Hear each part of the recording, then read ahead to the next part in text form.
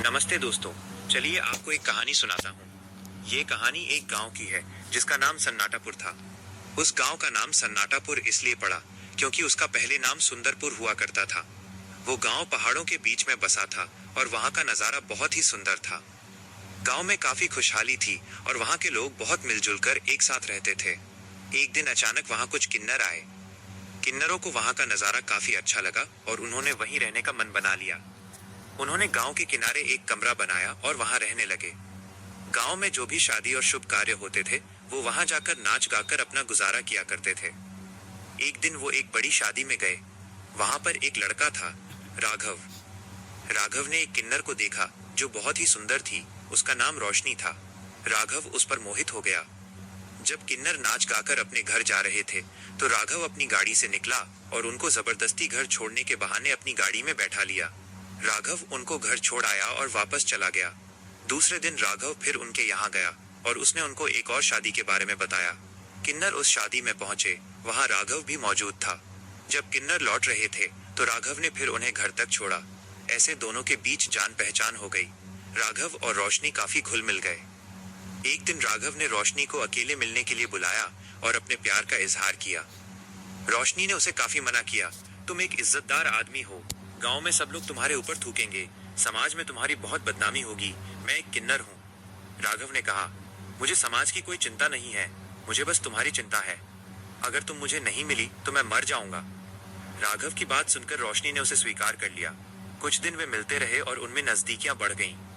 गांव में उनके बारे में चर्चा होने लगी। एक दिन राघव के पिता करणजीत सिंह ने राघव को रोशनी के साथ देख लिया। घर पहुंचकर पिता और पुत्र में काफी बहस हुई और राघव घर छोड़कर निकल गया। पिता को बहुत गुस्सा आया और उन्होंने शराब पीना शुरू कर दिया। फिर उन्होंने गांव वालों को इकट्ठा किया और उन किन्नरों के खिलाफ भड़काया कि आज उन्होंने मेरे बेटे के साथ ऐसा किया है, कल आपके बेटों के साथ भी ऐसा हो सकता है। गांव वालों को लेकर राघव के पिता उन किन्नरों के पास गए। उन्हें पकड़कर गांव के बीचों बीच एक पेड़ में बांध दिया। उनके ऊपर तेल छिड़का जाने लगा। किन्नर रोते रहे, गिड़गिड़ाते रहे कि हमें छोड़ दो, हम गांव छोड़कर चले जाएंगे। पर राघव के पिता और किसी को उन पर तरस नहीं आया और उन्होंने उन्हें आग के हवाले कर दिया। आग जलने लगी। किन्नर चिल्लाते रहे और उसी आग के बीच से आवाज आई, जाओ, हम तुम्हें श्राप देते हैं कि इस गांव में कोई भी खुशहाल नहीं रहेगा, हम किसी को नहीं छोड़ेंगे। किन्नर खत्म हो गए। कुछ दिन बाद जब ये बात राघव को पता चली तो उसने खुदकुशी कर ली। अभी कुछ ही दिन बीते थे कि गांव में एक बारात आई। बारात ढोल बाजे के साथ आगे बढ़ रही थी, लेकिन जब द्वार पूजा के समय दूल्हे को देखा गया तो वो गायब था। सब उसे खोजने लगे। तभी घर के अंदर से खबर आई कि दुल्हन ने फांसी लगा ली है।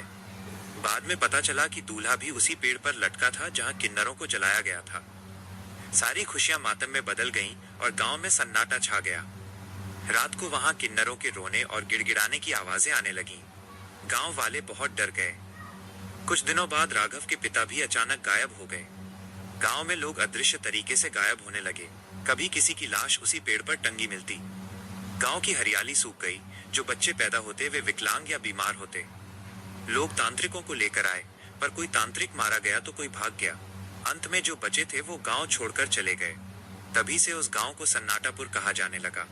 आज भी वहां से चीखने चिल्लाने की आवाजें आती हैं और लोग वहां जाने से डरते हैं। दोस्तों, आपको ये कहानी कैसी लगी?